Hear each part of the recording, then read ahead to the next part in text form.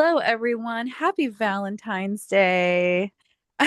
Bella Caress here, and I'm with Ryan Stone. Happy Valentine's Day. It's always a fun day of the year. It's a couple of days before my birthday, so it's kind of like double celebration for me. I I joke because know. I was actually supposed to, my mom's due date was Valentine's Day, and Was it really? I joked that I was late for love. Oh, that's sad. Don't say it like that.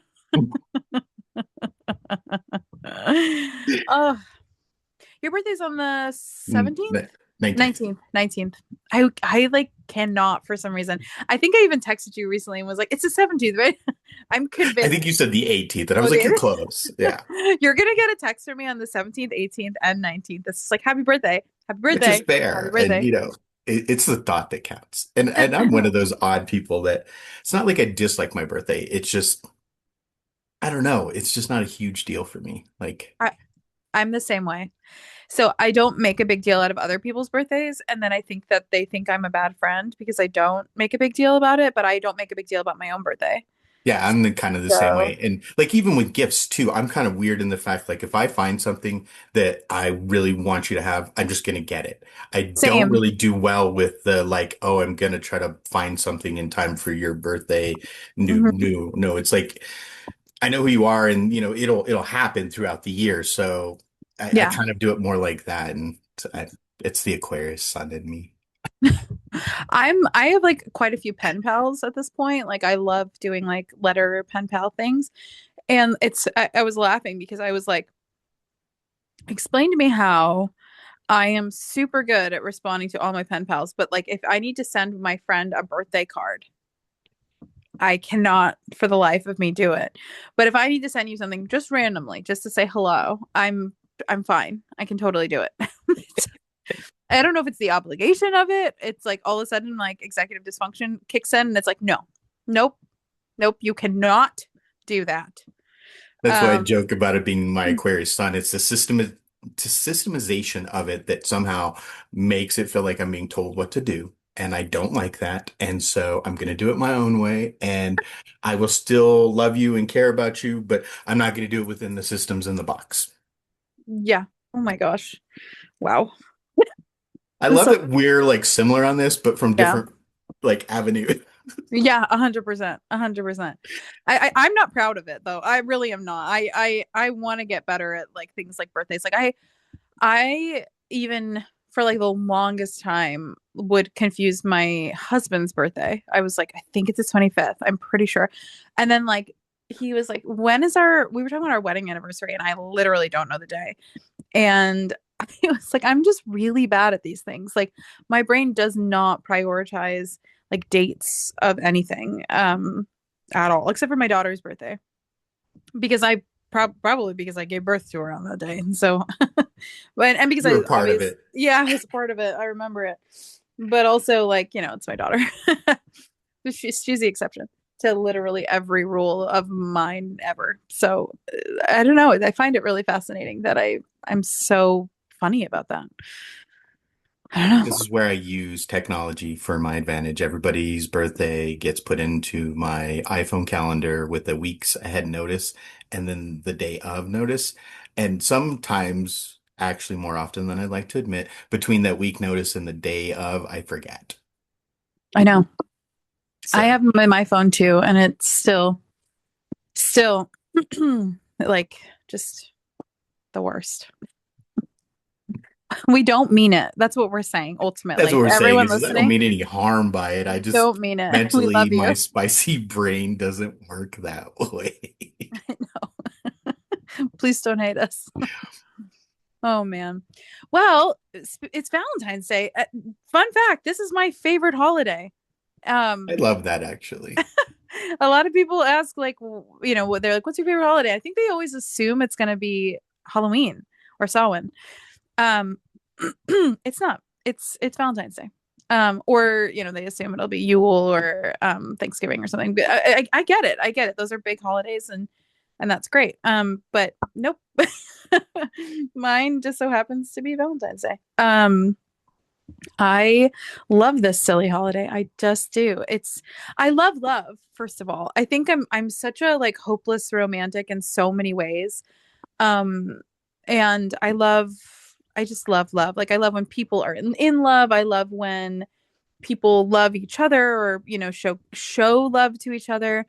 And so my obsession though with uh Valentine's Day did not start with Valentine's Day. It actually started with Lupercalia, which became like an obsession of mine, was like studying the history of the festival in Rome. And so I figured I would just kind of share a little bit about Lupercalia and the start of Valentine's Day because I just think it's really cool. Yeah, it is really cool. It I'm kind of an is. old school romantic myself, so I totally love that. Which we need to do an episode on the new Dracula, the new Bram Stoker's Dracula. We have Oh to. yeah, Like, that'd be great. we have to. So you need to watch it and then we could dedicate a whole episode to us like reviewing it because it's yeah, just watch That'd be a it. fun episode. Yeah, I'll definitely do that, and we'll do that. Have you read the book? Yeah. Okay, cool. Me too. So yeah, I read the book, I did the play, and then I've seen every like rendition of Bram Stoker's Dracula, which there's only one. But I've seen all Draculas. I know there's more than one. And so I'm super excited about this one. So yeah, we need to do a whole episode on it because it's a good one. But yeah, so Lupercalia was a festival in Rome, and it was between February 13th and the 15th, and it was dedicated to a Roman god, Faunus, and he was the god of fertility and shepherds and like yeah, like the woods basically. Like he basically was like Pan. Yeah.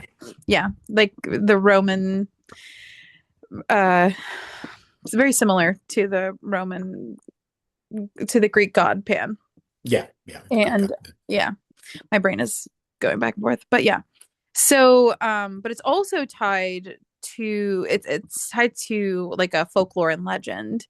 Um I think it's like Remus or Remus. I don't know how to say it properly. Yeah. But basically the myth is that they I think it was like he was nursed by a she-wolf or something. Yeah, it was the twins, Remus and Romulus, that were Yeah. nursed by a she-wolf. Yeah. I was like, I'm pretty I can't remember exactly, but I know that there was a wolf and she nursed both of these twins. I only remember Um, because the twins thing sticks out for me for obvious reasons. So yeah, yeah, so that's pretty cool. And but during the Lupercalia festival, which was to dominantly help people be fertile, not just like women, like, bearing children, but like their lands, their crops, their like everything. It was just like about fertility as a whole. They would sacrifice goats, which I find really fascinating. And dogs, which is sad. Um, but I mean, any animal sacrifice is sad, but the goats thing I think is really interesting because it is what always ties back to something being demonic. which If is interesting because at that time it would have been done because it was related to fertility. exactly, but nowadays it gets conflated immediately with its demonization. Goats are just demonic as a whole, which is so sad. But you can see that line though, like Pan was demonized in the horns and it translates into the goat and all that together. So you start to see that line of like obscurity. Yeah, you do. It's sad.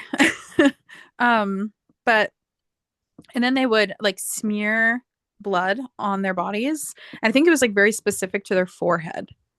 Yeah, that was one of the spots, if I remember correctly, was the forehead. And then they would basically run around the city whipping each other, like flogging each other. I was gonna say the description doesn't say flogger, but it sounds very much like a flogger when I Yes. And the leather of the goats that were sacrificed were used to make the floggers.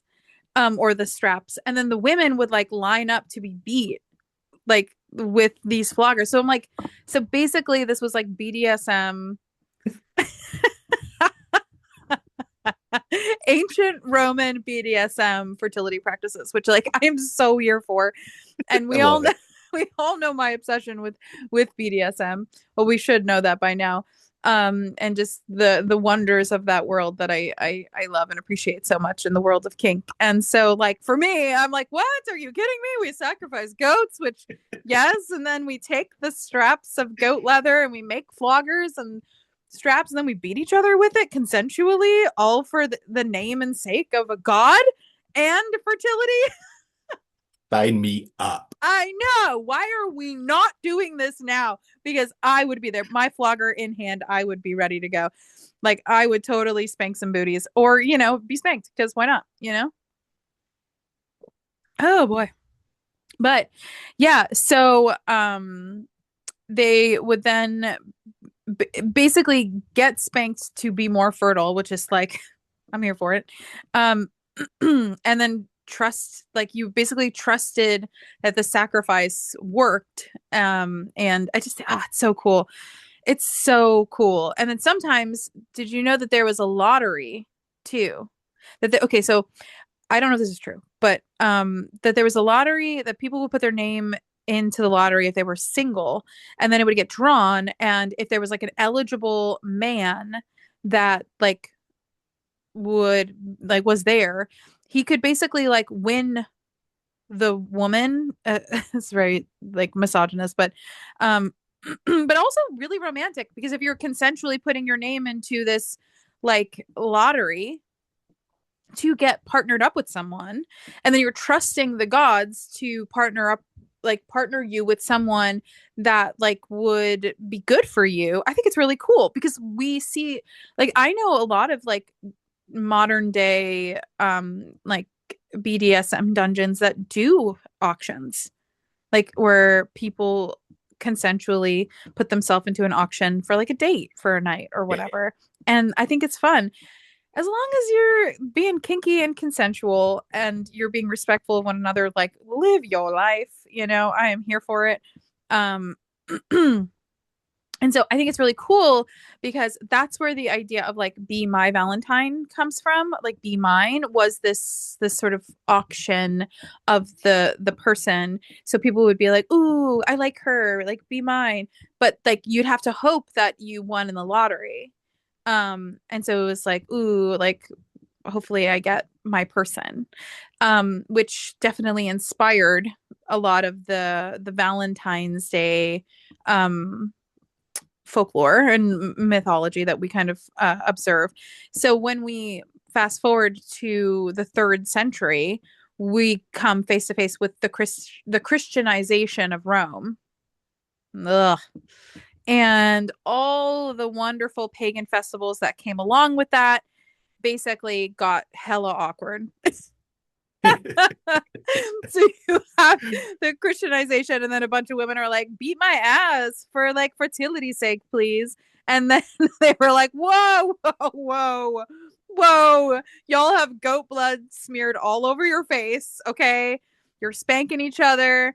You're doing lotteries with each other. You're screwing around, literally chasing each other in the streets, okay? Like this is too much sex, too much sex." Um so they were like, "Listen, we have an idea. There's a saint." Oh, the saints. Oh, the saints. There's a saint, okay? And it was Emperor Claudius II banned. He believed that men fought better in war if they were single. And so we had these like really lustful men. um and they were like horny as hell, and they were fighting his war in Rome. And then actually they were um like if you were married, or like you entered into the military with like a spouse of any sorts, or like a romantic partnership, you would be executed. And you'd be executed specifically on the 14th of February. So Saint Valentine was basically this like execution, The bloody Valentine. the bloody Valentine, and he would kill people for their like their lust for love. And there would be like letters to men in jail who were like lustful, and it would be like from your Valentine, basically, like from like like the love of your life. Don't die on the 14th. Woohoo. um yeah, and so then I think centuries later, February 14th was declared by one of the popes, and I don't know which pope it is, but I forgot. I wrote these notes while I was sitting outside of Juniper School. I'd like to just put that out. It's like these are the Don't worry, things that there's so many popes. Nobody's gonna care, even if you had it's like had the these are right the things name. that I know, okay? Yeah, so some pope was like, hey, this is now an official holiday. And February 14th became St. Valentine's Day, and Lupercalia just like disappeared. So basically, like Christianity won, and goat whipping was it lost, which is unfortunate. So unfortunate. Like really unfortunate. Like I think that's a revival that needs to happen. yes, 100% we need to. That's it. That's what we're doing next year. We're gonna have a That Lupercalia would be event, awesome. and we're not gonna sacrifice any goats. No, Yeah, no sacrifice, but no sacrifice. there may be But some red paint involved. yes, or what we could do is we could just get goats and just have them walk around, because goats are so cute, and they could like hang out with us. So we'll Totally. have goats just everywhere hanging out with us. We'll do like red like paint. We can make red paste, like food coloring or whatever, like so it looks like blood. We can just use fake blood. Yeah, Um, yeah, and then we'll have a bunch of floggers. We'll have vegan floggers for people who need vegan floggers. We'll have a bunch of floggers, and we'll just like spank each other consensually, and then we'll do an auction and a lottery. This sounds great. definitely. Yeah, I This think this is sounds an amazing. event we will start working on planning. Yes, don't you worry. We got you next year. It's the lunchtime with demons Lupercalia event. Actually, that would be fucking hilarious. That I Honestly. love, actually. Like I would love that. Anyways. So anyway, we basically we're still in like medieval Europe time, and so everyone is still kind of demented. And then later on, and I don't know when, but there was um so it wasn't really until I think I want to say the Victorian era, um, that Valentine's Day became something that was like cute. I Yeah, feel I like, think that sounds about right, Victorian era. yeah, because in the late 1800s, early 1900s, um, suddenly like everything, if you could capitalize on something, you would. And so like we really have that time period to blame for like a lot of the capitalization that we're still dealing with. Not that it wasn't bad before that, but like it really, really got bad. Victorians were like just gluttonous. They just wanted everything new. And they wanted mass production. And because they could, they did. And so then we had this huge wave of like Valentine's Day cards mass produced with like lace, and like they were so beautiful and intricate. And actually, I used to collect them when I was a kid. I had a whole shoebox filled with old antique Valentine's Day cards that I would find in like antique shops. Um, That's cool. and then I got rid of them because I was like, this is just junk. I don't know why I'm doing this. And then I took them into an antique shop and just like, I think I sold them to them for like 20 bucks. And I regret that sometimes, but I did collect them. But yeah, you can still find like early 1900s Valentine's Day cards, and they're quite beautiful. Some of them are just really, really cool. And there's a lot of like poetry on them, and like really dramatic, like I like the love of my life, the wind blows and the scent of your hair. Like, like there's a lot of like really dramatic, beautiful things written on it. And then we had yeah. So okay, hold on. So we basically have like industrialized affection like happening all across everywhere. And then Cupid uh came into the mix. And I think that was when Cupid came into the mix, was this like little short, like little tiny cherub baby with a bow and arrow, was in the Victorian era as well. They kind of capitalized on this little baby angel that would go around, and like he was chaotic and had a lot of fun, just basically like ruining people's lives for love. He would just like hit you, and then you'd be like, oh no, I'm in love with my neighbor who's married with 4 kids. What do I do? I can't help it. You know? And so it's funny because the thread of like chaos with Valentine's Day has like still remained, but we don't realize it because we're just seeing like candy hearts that say be mine. But like truly the thread of it is kind of like it's still a little sinister, which I love. Like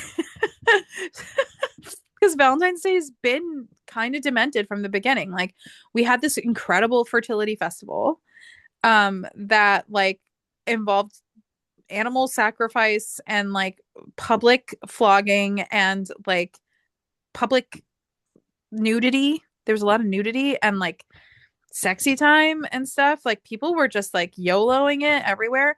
And then it gets transitioned into this like brutal medieval saint, bloody Valentine, just executing the shit out of people on the 14th while people were still like executed in the name of love, nailing it. I love it here. And then later on, turning into this like the industrialization of love, just like shoving it down your throat, like buy someone a card. They better be your Valentine or else, you know? And then like honestly, a lot of adultery happening in the name of Cupid, which is cute. But it's like basically just like constantly rebranding some pagan chaos like throughout like centuries, which I think is amazing.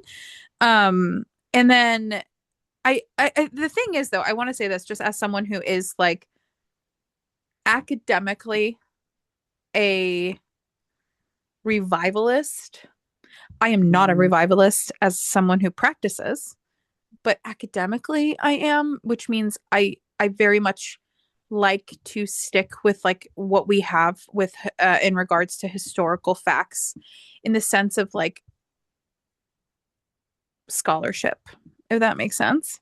We don't actually have proof that Lupercalia was swapped necessarily with Valentine's Day, because there was like a lot of time between the popular Valentine's Day that we know between Lupercalia and then. And I think a lot of historians try to say that Lupercalia just died out. Like they didn't need to do that anymore. They didn't feel the need to do that anymore. But like, if you want my personal opinion as a practicing revisionist, oh, I without a doubt think that it was replaced.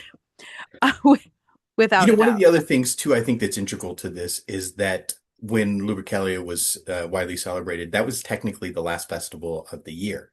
And Rome actually celebrated a new year in spring, like we like to, as pagans, really see. I think one of the other big transitions here was that changing of the new year that also made this, a transition in the way it would be celebrated because it was no longer the end of the year. Yeah. Yeah.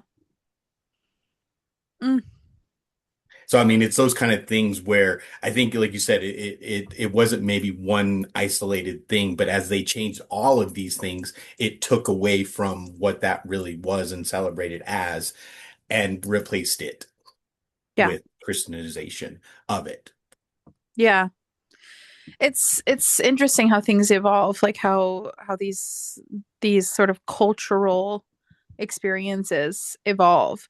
And as we um you know can reflect on them, it's I always think it's just really fascinating when like I see something that's like Valentine's Day and then like I see the line to something. Yeah, totally. Well, it's just like the Cupid. I always consider it kind of a demonization of Eros. Hmm. as, in that transition of the cherubs and the cupids, and then in the Victorian age used in this fashion to cause people to do lustful things because, we can't be accountable for ourselves. Yeah.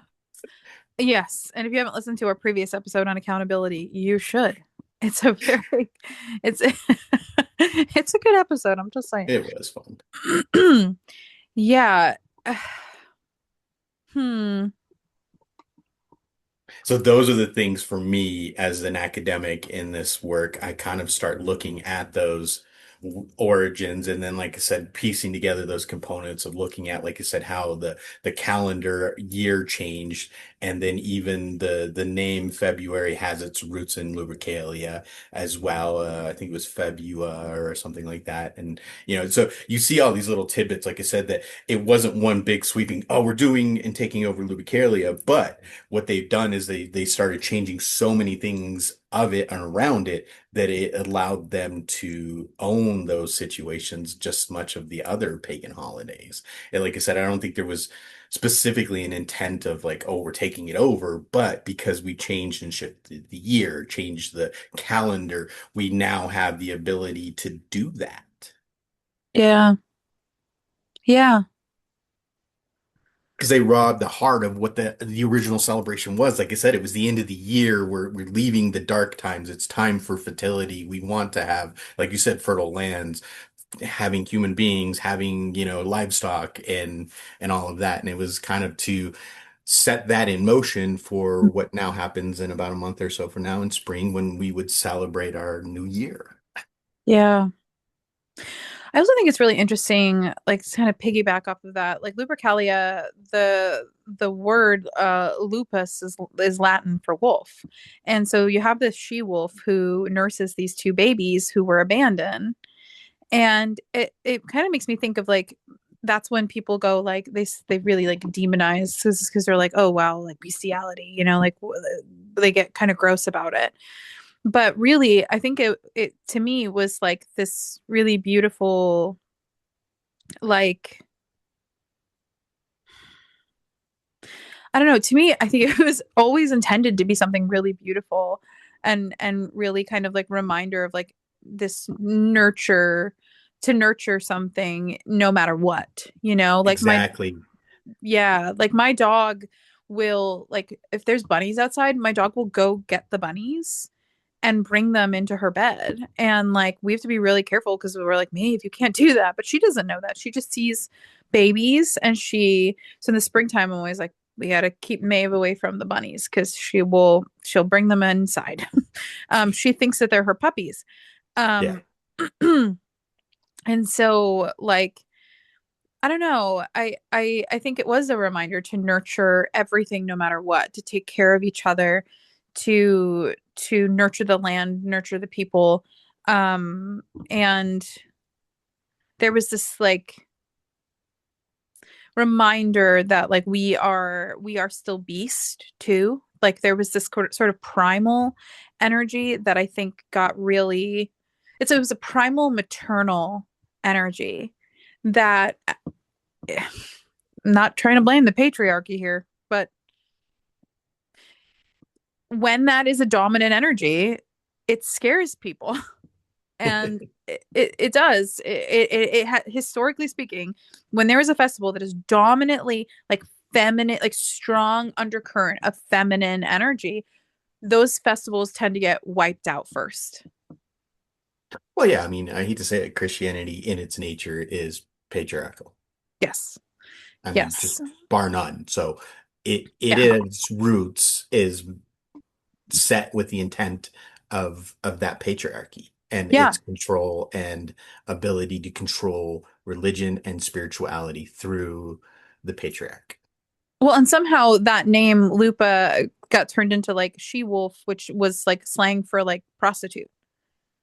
Yeah, yeah, So I'm like, how did this mother wolf who nurtured humans regardless of her species, she she nurtured because that's what mothers do. We nurture everything.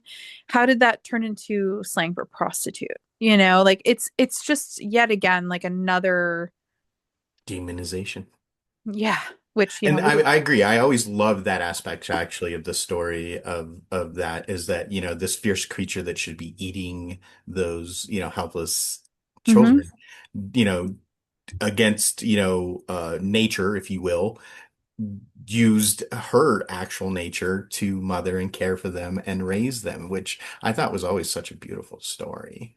Yeah, like with a hunter turned guardian. Yeah, exactly. But Yeah. I mean, like, like you said, I mean, to me, it's like there's a difference in nurturing and just knowing that instinctively, like you were talking about, even with Mavis, instinctually that this is a helpless being that needs to be looked after and cared for, you Hmm. know? Which, if you think about Lupercalia and the month that it's in, it is the end of winter, but it is not spring. No, yeah, that's the other part is that you still have another month or so at this time Mhm. that you probably are more likely to die than even before then. Yeah, because you're closer to you're probably running out of resources. You need to you're already thinking about next year's crops. You're already thinking about like the things that you need like and don't have. So it is that moment like that sort of we have a little bit further to go here, and we kind of need to like transition here.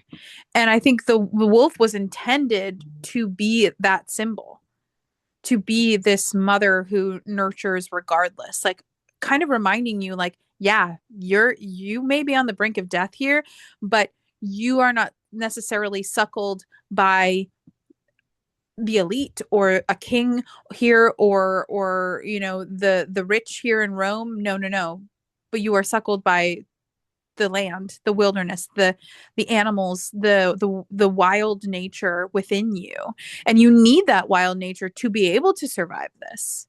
And so you kind of lean into your own primal nature with each other and your bodies and like kind of becoming hyper aware of the self, and it revitalizes you and it brings you back to into your like into the fight within you to keep going. I think festivals like that, like we were so tuned into what we needed. We didn't even realize that we were honoring that. And I think one, that's so beautiful that we were honoring that and that we were tuned into the self.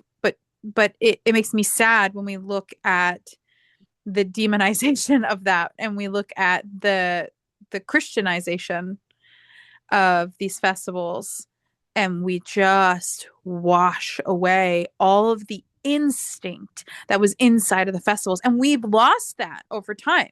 We've lost our own instinct. So now when I have someone come to me and they're like, so you're into BDSM, like, I'm interested, but I'm also very nervous about it. And I'm like, yeah, it's because you aren't in tune with the primal parts of you. You aren't in tune with the parts of you that are sometimes in need of something that may seem a little unconventional to others. But when you tune into that, it's so freeing. It's so freeing, and it's Yeah, something the that makes it, liberation of it. yeah, it's liberating.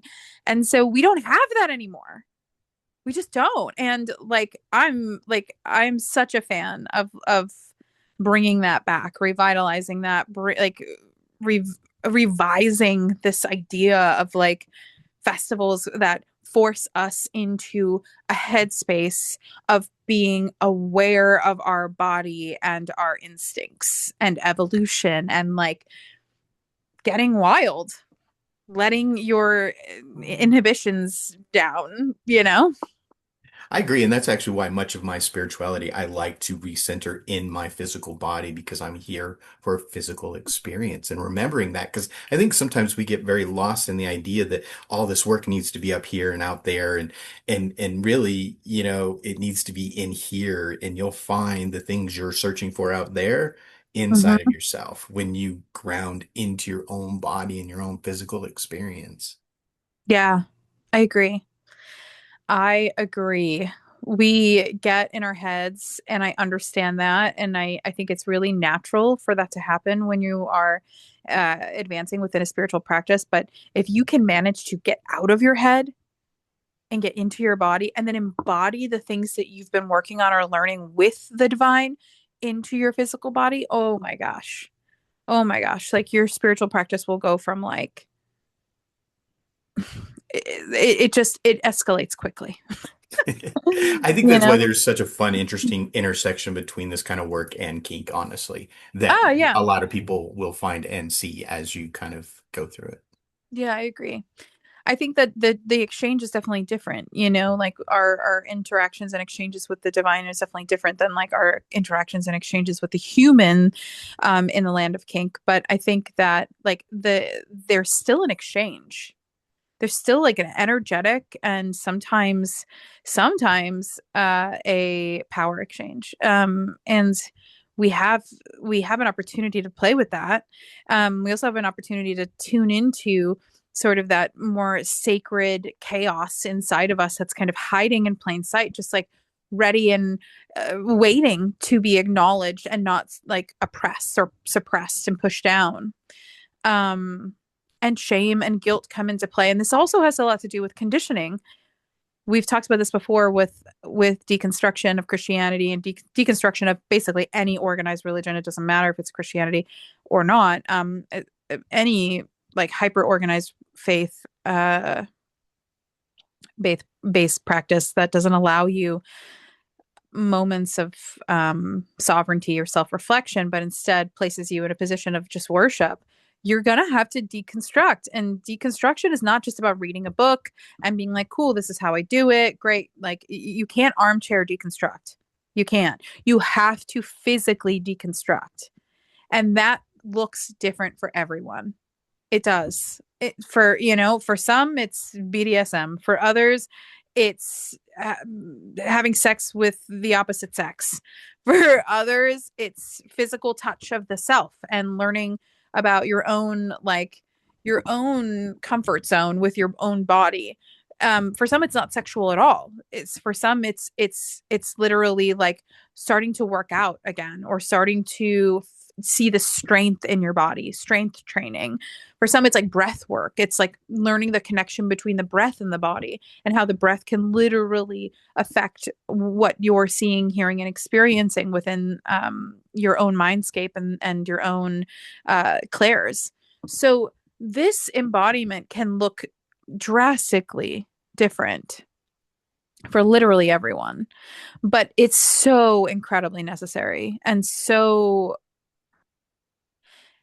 pivotal to the shift in perspective that everyone is seeking. You know, like the amount of students that I have that are like seeking perspective change on their practice, but I'm like, you can't receive that without lived experience, which means you have to be willing to be in your body. You have to be willing to acknowledge your body.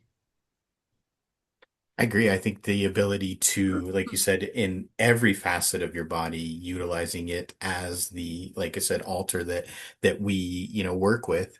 And I mean, our biological mind was not built for this work. In fact, it almost is working against us in Oh, yeah, terms of its ability to help us with this type of work. So being able to move into your body and physically use it, like you said, through breath work or through these physical experiences to help you overcome the biological side of your brain will be so dramatic for you. 100%. Your brain is very literally equipped to dismantle the work that you're doing. Yeah, I mean, honestly, it really is. The more and more I do this work, the more I see how our biological brain really is trying to keep out all of those things so that we can focus on the things that could potentially harm us or hurt us or help, us survive. And the seeing that more clearly, I think has been very much a part of being in my body and really seeing how it operates. Yeah. I mean, your brain can't usually tell the difference between an email and a tiger chasing you or a stick and a snake on the ground. I mean, its job is to keep you safe. And for most of us, we're living, especially if you live in America right now, you're living in a country and or a place where your nervous system is not it's not protected, nor is it um nor is it being nurtured or fostered by its environment. So its environment is threatening. We live in a threatening environment. So if you're not constantly in a state of fight, flight, fawn, or freeze, like, are you alive right now? Because the truth is, like, getting out of those states is very difficult with the living conditions that we have. And so you have to acknowledge that. So when you're in a situation like this and then you're also trying to advance your spiritual practice, do you not realize that like what you're doing is you're literally, so I want you to imagine this for a second. You're getting chased by a tiger, okay? But then the tiger takes a break. And then while the tiger's taking a break, you've decided that this would be a good time for tea. Like, that's the analogy I have for you of what you're doing, trying to advance your spiritual practice right now with the living conditions that we're living in. Yeah. So, my thing here is if you want to have tea, that's fine. But I need you to be able to climb the tree to get away from the tiger, although the tigers can climb trees. I need you to be able to like get to a place where you're not in reach of the tiger. You have like weaponry or whatever you need to protect yourself from the tiger so that way you can like calm yourself down enough to enjoy your tea or have it on the go, maybe like in a thermos situation. So we have to work with the system right now and what the system is available to give us. Otherwise, you're going to get eaten by the tiger. So my job as a coach is to not let that happen. And it's tough because I wish I could lie to you and just be like, this is it, this is the answer, this is how you get here. But I'm also like, no, you don't live in a monastery in Tibet, you live in America, which is a fascist bullshit regime. So like, welcome. You're literally, you should also have a passport. Like, I have all these things in my head where I'm like, do you have your passport, baby? Do you have money set aside? Like, are you okay? Are we okay? We're not okay. But also, like, let's have some tea while the tiger chases us. So, like, yeah, you're not equipped for this. And, like, biologically speaking, your entire system shouldn't be comfortable with stopping and having tea. Your whole system should be like, this is wrong. Hey, this is wrong. Something is going to happen. Hey, pay attention. You know what I mean? And my job is not to be like, let's tell that voice to be quiet so then you get mauled from behind. My job is to teach you when to hear that voice and when to tell that voice, I have 5 minutes. I need to prioritize this 5 minutes. I have 5 minutes. The tiger is tired. I've got this whole thing set up. It cannot get me. I just need 5 minutes. And you are entitled to those 5 minutes. And I still think that those 5 minutes are worth fighting for. But that doesn't mean that you should be ill equipped for everything else. And we can do both. We can. It's possible. It's Yeah, very you don't have to possible. bury your head in the sand to get that 5 minutes. No, you don't. It just takes a little bit of extra work, and it takes time. You guys got to give yourself fucking time. The amount of people that want to Amazon Prime their fucking Claire's with me, guys, first of all, I'm not a fucking genie. Okay. I'm a person. I'm a person. I'm a person. Second of all, this shit does not come overnight. Like, I feel like Macklemore in that song, like, was Brad Pitt's cousin, where he's like, this shit didn't happen overnight. This shit didn't happen suddenly. No, it takes 10 years to become an overnight success. Like, truthfully, it does not happen overnight. And you're being chased by tigers. Give yourself a fucking break. Give me a break. I love you, but I can only do so much. Um Yeah, I think that's and an area of lived experience that people, I think, don't account for in this work is that, you have to live it, you have to work through it. And yes, you may have some glimpses that made you think like your Clairs are off the chart and that should continue. That was a glimpse, and you have to accept that for what it is and know that consistency is how I build, not a shoot to the sky like a firework, because then you just explode and all of a sudden you're just back in darkness. yeah, it's about the journey. That's so cheesy, but it's about the journey, not the destination here. And as long as you're locked in and enjoying the journey, you'll be okay. But the moment you stop giving a shit about the journey and you start only focusing on the destination, you're screwed. You've missed the mark. You missed the mark. You got to find the mark again. The mark is not the destination. And I don't know any other way to say it. It's the way it is.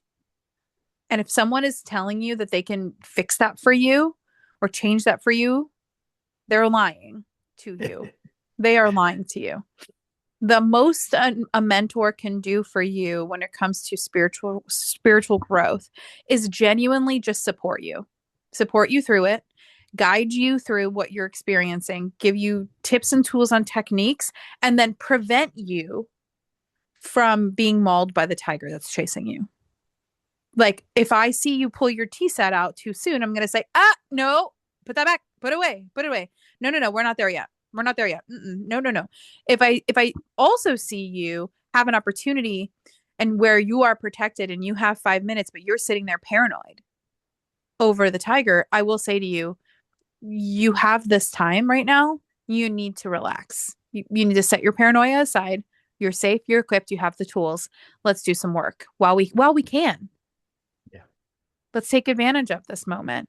So, I mean, I know it's a really dramatic analogy, but truthfully, like that's all a mentor can do for you. And it will help. You guys, this is the funniest thing about like my students, like my mentor, one of my best mentors, I would spend an hour with her and she would say maybe like 4 sentences total. It was always just me, like word vomiting what I was experiencing. And that she would hit me with like 4 to 5 like impactful fucking sentences that really honestly were just like questions that I had already like asked myself. She would then just like repeat it back to me. And then I would be like, fuck. Damn, you're right. And then I would like leave and I would be like, profound. That was profound. But truthfully, it's because sometimes we just need someone to hear us and we just need someone to like repeat back to us what we're saying. Because sometimes we say shit and we don't even realize what we said. So I would sit there and I'd be like, oh, this happened and this happened and oh my God. And I don't know that I'm doing this right. And I can't differentiate like my own voice. And like I think I'm hearing I know I'm hearing this, blah, blah, blah. And then I'd be like, well, then, Lucifer told me to do this, and Lucifer and I did this, and blah, blah, blah. And then she'd be like, so you had that beautiful moment with Lucifer. And I'd be like, yeah, it was nice. Calling attention to the things maybe we want to focus on as opposed to the Yeah. things that And so we she would like should. bring my attention back to what I should have really been focusing on, where I was missing the mark. And so I have, I do my best to do that, but I also try to do a million other things in my mentorships. And so it's like I'm just asking you guys, like, please recognize that the work is on you. It's not on me. I've done this work, baby. I'm here for you. I'm here to keep you functioning and alive. but also if I have any advice, it's like get off of your own back. The tiger is there. You don't need to also be one. The amount of people that just rip their asses apart. And I'm like, the world's going to do that for you. The world's going to say no. The world's going to rip you and tear you to shreds. You need to advocate for you, because if you don't, then who's going to? Yeah, exactly. No one. I joke that I sometimes talk like a sniper, is that I somehow like listen and wait, and then at Yeah. that very poignant moment, I will shoot my shot, and it'll be the thing that just stands out. Yeah. Yeah. I think all good mentors have those solid moments. Um Mine are always in like lyrical metaphor or analogy. But yeah, it's truly it's hard enough out there, guys. So, be your own Valentine. Be your own Valentine. Go buy a flogger and ask your partner to give you a spank, and, allow yourself some fertile moments with yourself. And in your own preparation as we make a transition out of winter and into spring, and we kind of need that additional primal chaotic boost. And be unapologetic about it. This is not a season to be small. It really isn't. Yeah, definitely. Yeah. Well, thanks for joining us on our Valentine's Day episode. We love Thank you. you. I love this. I love actually how this transitions so beautifully from the discussion about Lupercalia into the way this works. Yeah. Uh, excuse me. Well, happy Valentine's Day, everyone. May you be sexy and fun. Um, Let me give you a word of the day because why not? Okay. Opia, the striking intensity of direct eye contact, which feels both intimate and unsettling. Opia. Love that. That I is do so too. fitting. It really is. Okay. Yeah, it's a noun. The striking intensity of direct eye contact, which feels both intimate and unsettling. That's a great word. Yeah, it was a great word. Yeah. Love that you can hear the etymology in it. Yeah. Um, well, friends, have a great week. Yeah. Happy See you next time. Valentine's Day. See you next week. Bye.